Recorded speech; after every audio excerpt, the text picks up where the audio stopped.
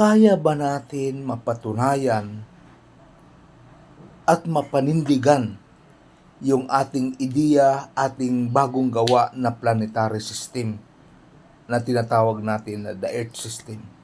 Oo, sigurado ako, 100%, dahil mahabang panahon na pinag-aralan natin ito, mahabang panahon yung pag-observe natin sa space, na kahit dito lang tayo na sa sanlibutan, pero nagawa pa rin natin dahil uh, nakita natin yung ideas and principles of the solar system na mali.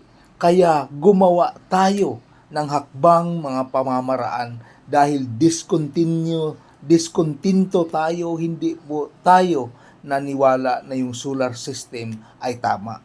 So ito po yung resulta sa mataas-taas mahabang panahon ng ating pag-aaral. Gumawa tayo ng mga obserbasyon, pag-aaral at mga experiment para lamang mapatunayan natin na tama po ang ating ginagawa, itong ating ideya na ating nagawa. Dahil mataas din na panahon na gumawa tayo ng obserbasyon, pinag-aralan natin yung about sa solar system, gumawa tayo ng experiment, hindi po natin makuha-kuha yung mga sitwasyon na nangyayari sa ating sanlibutan. Kaya ito pong ating bagong planetary system, ito po ay tama. Tama yung mga formation, yung arrangement,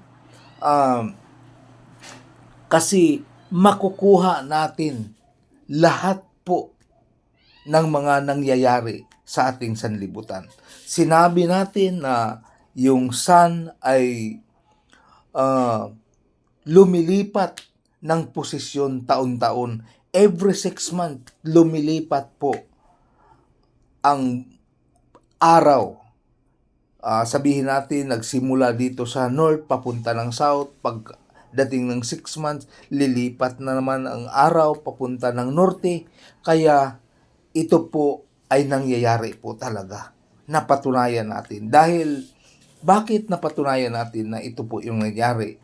Pag lumipat ang araw sa south, makakaranas po ang south ng mahabang oras ng araw. At yung sa north naman, makakaranas po ng 6 month na mahabang gabi. Ganun din naman, pag lumipat sa north yung araw, makakaranas din ng 6 month na puro gabi yung sa south. At sa norte naman, makakaranas po ng mahabang puro araw na tatakbo hanggang 6 months. At ito po ay napatunayan ko po talaga dahil sa ganitong ideya, sa ganitong arrangement, sa ganitong prinsipyo, makukuha natin yung midnight sun na nangyayari doon sa Norway at saka sa Denmark.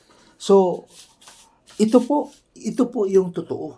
At alam natin na mula June to December ay napakaulan po. Makakaranas po ng maulan na panahon ang Pilipinas. At ito din yung mga panahon na makakaranas po ng maraming bagyo.